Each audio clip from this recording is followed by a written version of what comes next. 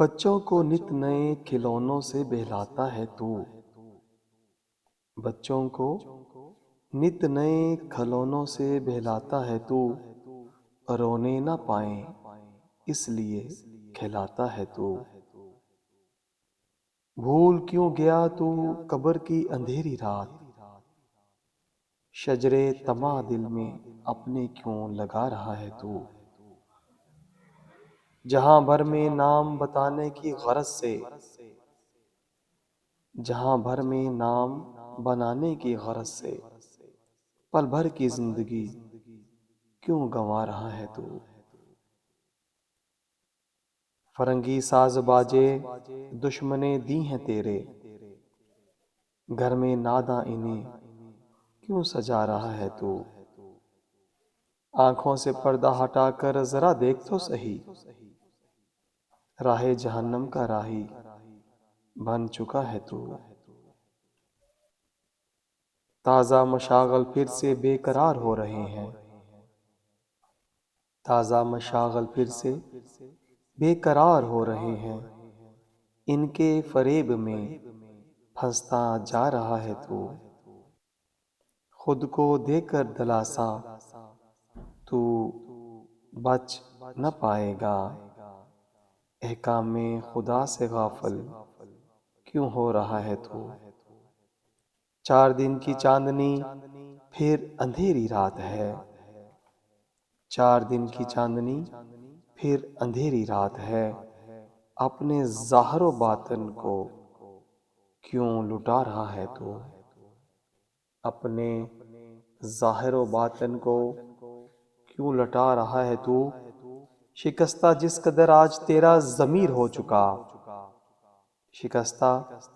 جس قدر آج تیرا ضمیر ہو چکا دلاسا اس قدر اسے دے رہا ہے تو باتوں خیالوں سے الجھن سلجھ نہ پائے گی باتوں سے خیالوں سے یہ الجھن سلجھ نہ پائے گی خوش فہمی میں وقت کیوں برباد کر رہا ہے تو چھوڑ دے زاہد تو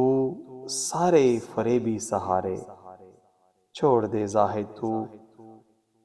سارے ہیں فریبی سہارے اللہ کے دین حق کو بس اب تھام لے تو اللہ کے دین حق کو بس تھام لے تو جی ہاں ساتھیو، ظلمتوں کے سائے چھٹ تو سکتے ہیں مگر کوشش اور سچی لگن کو اپنے فکر و عمل میں اس طرح شامل کرنا ہوگا جیسے بدن میں خون دوڑتا ہے۔ فکر کو اگر عمل سے الگ کر دیا تو یاد رکھیے گا جسم اور روح کا رشتہ بہت کمزور پڑ جائے گا، اور کمزور پڑنے کی وجہ سے ظلمت کے سائے کبھی چھٹ نہ پائیں گے۔ کافر ہر حال میں اللہ کریم اور نبی کریم صلی اللہ علیہ وآلہ وسلم کی شریعت مطہرہ کا دشمن ہے، ذات کا دشمن ہے، دین کا دشمن ہے۔ یہی وجہ ہے کہ یہ مسلمانوں کا کبھی بھی دوست ہو نہیں سکتا، خیر خواہ ہو نہیں سکتا، لہٰذا اس ملعون کے ہر فریب سے ہمیں باخبر رہنا چاہیے۔ اپنی نسلوں کو ایمان کی روشنی سے منور کیجیے، اللہ کریم کے احکامات کی پاسداری کیجیے، نبی کریم صلی اللہ علیہ وآلہ وسلم کی فرما برداری اور زندگی کا ہر لمحہ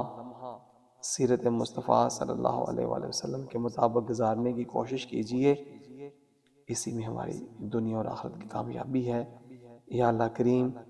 امت محمدیہ صلی اللہ علیہ وآلہ وسلم کو اپنی رحمت خاص میں رکھ، آمین یا رب العالمین۔